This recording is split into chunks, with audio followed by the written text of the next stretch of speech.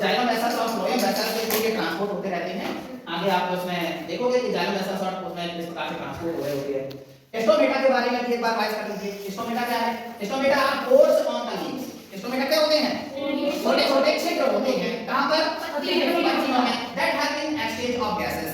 ये गैसों के एक्सचेंज में हेल्प करता है। कार्बन डाइऑक्साइड और ऑक्सीजन, कार्बन डाइऑक्साइड को लेकर ऑक्सीजन को निकालने का काम करता है। लेकिन रेस्पिरेशन प्रोसेस में भी इसका उल्टा जस्ट उल्टा होता है। रेस्पिरेशन प्रोसेस में क्या होता है?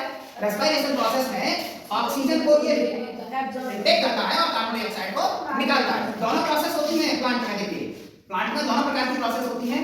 रेस्पिरेशन प्रोसेस भी होती है और फोटोसिंथेसिस प्रोसेस भी होती है। Photosynthesis process is the just opposite of the respiration.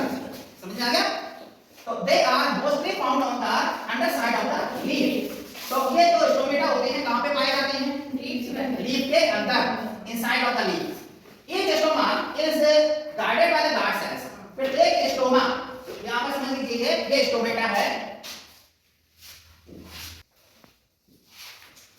ये है स्टोमेटा। ठीक है? अब स्टोमेटा का जो चारों तरफ आपको ये दिखाई दे रहा है ये तो लीफ है, लेकिन ये गार्ड सेल, इनको क्या बोलते हैं? दोनों तरफ ये गार्ड सेल इसको बोलते हैं। ठीक है? ये गार्ड सेल है। इस समय ये स्टोमेटा किस प्रकार का दिखाई दे रहा है? ये क्लोज्ड है या ओपन है? क्लोज्ड स्टोमेटा है। ठीक है? और ये ओपन स्टोमेटा है। अब ये क्लोज और ओपन किस प्रकार से होता है? क्लोज और ओपन कैसे होता है? Each stomata guarded by the guard cells which control the opening and closing of the pores. Closing of the pore, ये बीच में आपको पोर दिखाई दे रहा है। ये क्या है? ये पोर यानी कि छिद्र है। स्टोमेटा के अंदर छिद्र रहेंगे। अब ये खुला कैसे? बताया था मैंने, बोला ये किस प्रकार से खुलता है? जब गार्ड सेल के अंदर वाटर भर जाता है, यानी एब्जॉर्ब हो जाता है वाटर। ठीक है? इसके अंदर वाटर एब्जॉर्ब हो जाता है।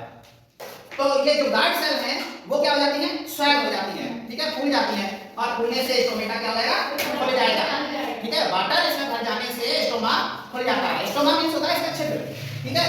और जब वाटर इसमें से रिलीज हो जाता है, वाटर निकल जाता है, तो जब वाटर निकल जाएगा तो क्या हो जाएगा? स्टोमा बंद हो जाएगा।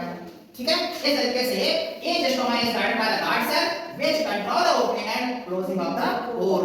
पोर माने छिद्र। छिद्र को खोलने और ओपन करने के लिए गार्ड सेल जिम्मेदार होता है। स्टोमाटा गैस एक्सचेंज यहां पे बताया गया है। स्टोमेटा का गैस एक्सचेंज।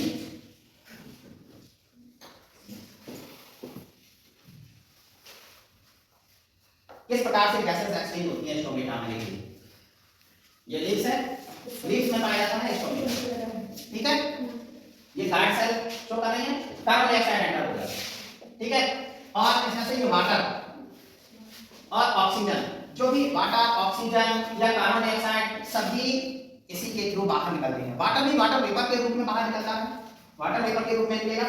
ठीक है? और ऑक्सीजन रिलीज होती है, ऑक्सीजन निकलती है इसमें से, कार्बन डाइऑक्साइड अंदर एंटर करती है। तो ये सारी चीजें स्टोमेटा के थ्रू होती हैं। ठीक है? कार्बन डाइऑक्साइड और ऑक्सीजन स्टोमेटा के थ्रू एक्सचेंज होती हैं। ये वाटर अंदर एंटर कर रहा है, वाटर अंदर एंटर करेगा तो स्टोमेटा क्या होता है? ओपन होता है। अब जब वाटर देखिए निकल रहा है, वाटर बाहर निकल रहा है, तो वाटर जब बाहर निकल जाएगा तो स्टोमा क्या हो जाएगा? क्लोज हो जाएगा। तो स्टोमेटा खुलने और बंद करने की प्रोसेस वाटर पर डिपेंड करती है। समझ में आ गया? वाटर जब इसमें अंदर जाता है, वाटर जब अंदर जाता है तो क्या होगा? स्टोमेटा खुल जाएगा। और जब वाटर इसमें से वेपर बन के निकलता है बाहर तो स्टोमा क्लोज हो जाता है। तो स्टोमेटा ओपन एंड क्लोज होने की प्रोसेस